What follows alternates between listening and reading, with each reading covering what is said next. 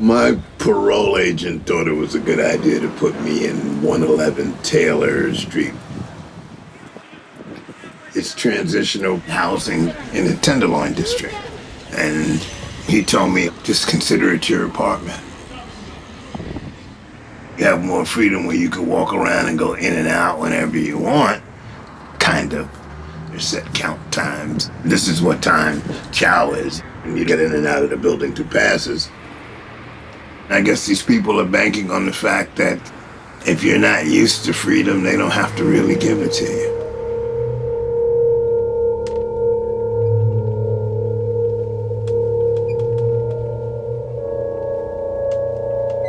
I'm going to make one last pass downstairs to the Fed floor and the dining room and see if I can document what it looks like inside of this place. Okay.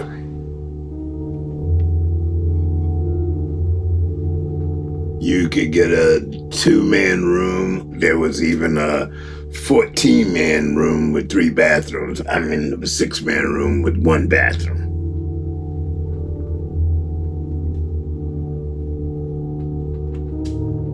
I remember having a meeting when this first started happening. Someone said, "Are we getting masks?"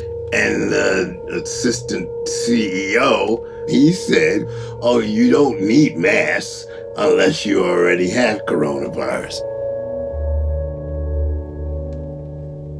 The beginning of all this, we weren't allowed to wear masks. And that's one of the conditions of my parole, is I can't wear a mask.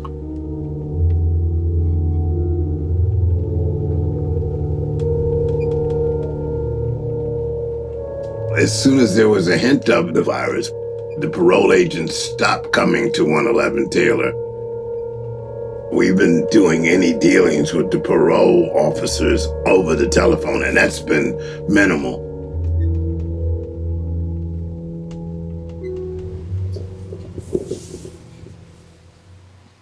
Okay, right now I'm in my room and I'm filming a gentleman that's been here for a year. And now that his time is up, it's time for him to go. During the pandemic, and 111 Taylor didn't really set up anything for you, did they? Nope. And they don't care where you go. No. And we're in the middle of shelter in place, but you have to be out of here by today because they need the bed. Yes. I was lucky to get someplace because they weren't even letting us out to find someplace to live or to talk to some transportation about moving and stuff. They're not even letting us out for that kind of pass to look for a job or a place to live.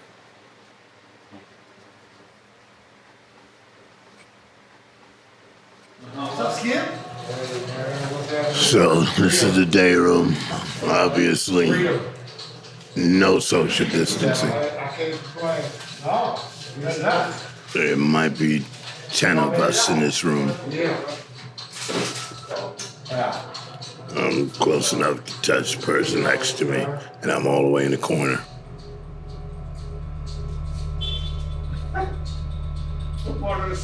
They were having us clean certain surfaces every night, and then now we're wearing masks, but, there's not a lot of hand washing.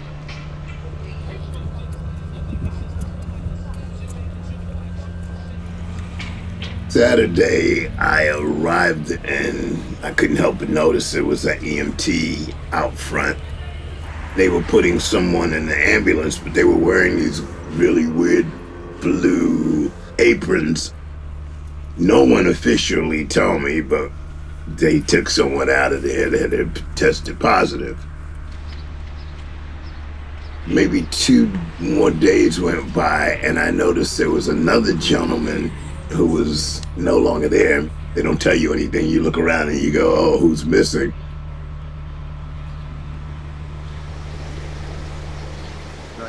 Mr. Poor is one of my, we try to call these rooms, but we kind of feel like they're cells. He's one of my cellmates out of the 6 people that live in this room.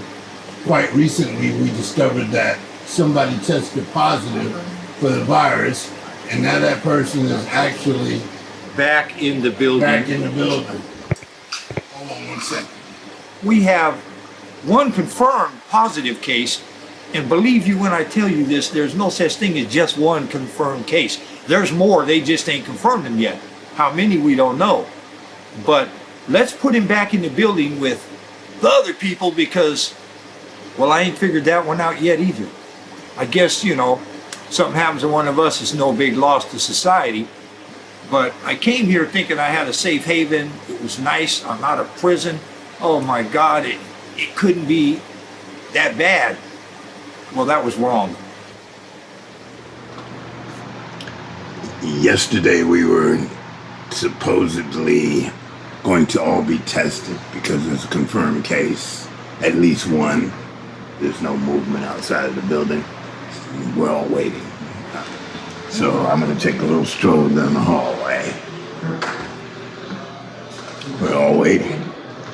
Waiting and waiting. Nobody running the ship in the office. We had the Department of Health come yesterday and just do a walkthrough. Just wait. Just wait.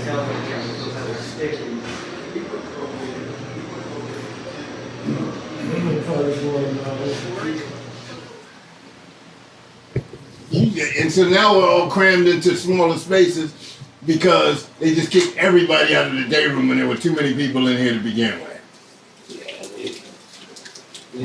Take them all out, wipe it down. Yeah, wipe it down. Someone asked me, is that the residents sterilizing with no gloves and spray bottles and paper towels? I said, yeah. They said, that's not how that goes. No. Protocol, the health department comes in, sterilizes the room, sets up, and then they know they're in a sterile environment. Well, just think of what you're saying makes so much sense because if we have COVID, then we're the ones wiping the COVID on the COVID. Yeah. Hey, if you can't laugh, you gotta cry. Because this shit's funny, I'm telling you. Turk and Taylor outside. They kind of do this on the stealth before the next count time. On Wednesday, we were all tested at about 2:30 in the afternoon. Took our cell phone numbers and told us that there would be a phone call with all of our results. Thursday, I noticed that the staff was buzzing around like crazy, and it didn't take a genius to see them in their white paper jumpsuits. And we realized that some of the results had come back, and people were one by one testing positive. There was one guy, then there were 4 people. And before the night was over, there wound up being 7 people. As you can see, quarantine there. 4 people quarantined here. The big problem is the 7 people that tested positive, they put them in that 14-man room with 7 other people that were not positive.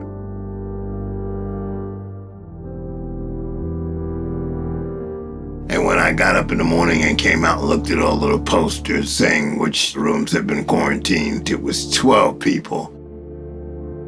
At that point, it's obviously spreading. 12 out of 80 people is only going to get worse. So on that on Friday, which was yesterday, I left there. I didn't take all my stuff, but I just took what I could because I had to slip out unnoticed. And once I got outside, I called my parole agent and I explained to him that people were getting sick and it was spreading and it was going to get worse. And I'm 64 years old, African American, high blood pressure, all things that I've read that are making me more susceptible to the virus. Yesterday, I was willing to risk having a parole violation, even though I'm not doing anything wrong. I'm trying to stay alive and stay uninfected. I was willing to risk that for my health. I'm going to give a call and talk to some more people tomorrow and find out what the update is on 111 Taylor. Okay, thanks.